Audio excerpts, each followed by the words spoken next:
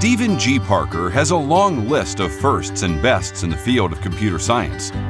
In addition, he's probably the first honorary degree recipient who never graduated from high school. He grew up in Oklahoma, and he really enjoyed school until he got to middle school when the teachers quit allowing him to work ahead in math. At that point, he became a little bored. He started teaching himself electronics and computers, and unfortunately skipping school. Steve never did get a high school diploma, but he took the ACT test, and based on his outstanding score in that, he was admitted to the University of Oklahoma, where he received a BS degree in electrical engineering. He was drawn to the University of Utah because of its reputation in computer graphics. I was very fortunate to be able to recruit Steve as a graduate student in my group, and we were a very young group, just starting out, where I had just a few graduate students and a postdoctoral researcher. It was even so early that we didn't have a name for the group, and it was another student, Dave Weinstein, who came up with scientific computing and imaging, which we pronounce SCI.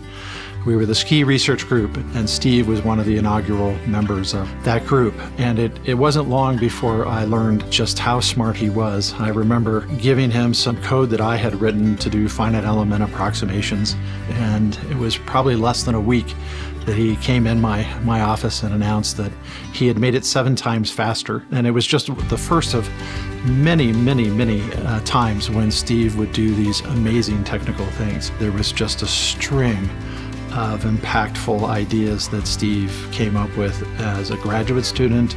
And then later, after he graduated, he became an assistant professor of computer science here and a faculty member within the SCI Institute, and a number of new innovations and impactful research. Steve became a world-class researcher and innovator in the category of computer visualization. His research and papers received many awards and acclaim and literally changed the face of computer graphics.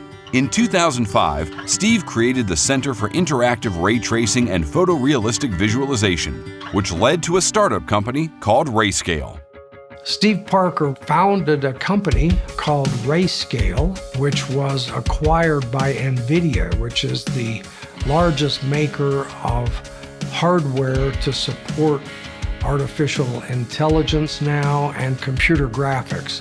When they bought that company, Steve was required to leave the university and head up a new office that NVIDIA established in Salt Lake City. He's now the vice president of professional graphics for NVIDIA. Perhaps most of you have never heard of Stephen Parker, but you have no doubt seen his work. Every time you're watching an animated movie or a special effect in a movie, or you're playing a game, or your children are playing computer games, they're likely going to be utilizing some of Steve's work from either the software or some of the hardware that his ideas have helped to create. Although no longer on the U faculty, Steve has maintained his affiliation and affection with the U. He and his wife, Mary Ann, have made major donations to support the Scientific Computing and Imaging Institute and the John and Marcia Price Computing and Engineering Building. And we will be very proud to have their name on one of the most visible parts of that building. He's both brilliant and he's just a really nice guy.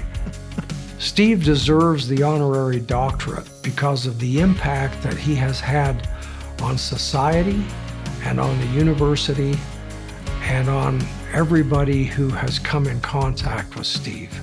In an address given in March 2023, at the 50th anniversary of the Computer Science Department, Steve offered 5 pieces of advice for students. For the students, I'd also, demand or push it to be a special place. Chase both depth and breadth. Embrace parallelism. Build something ambitious, something that's bigger than yourself. And then finally, respect that you're standing on the shoulders of giants. One of those giants is him.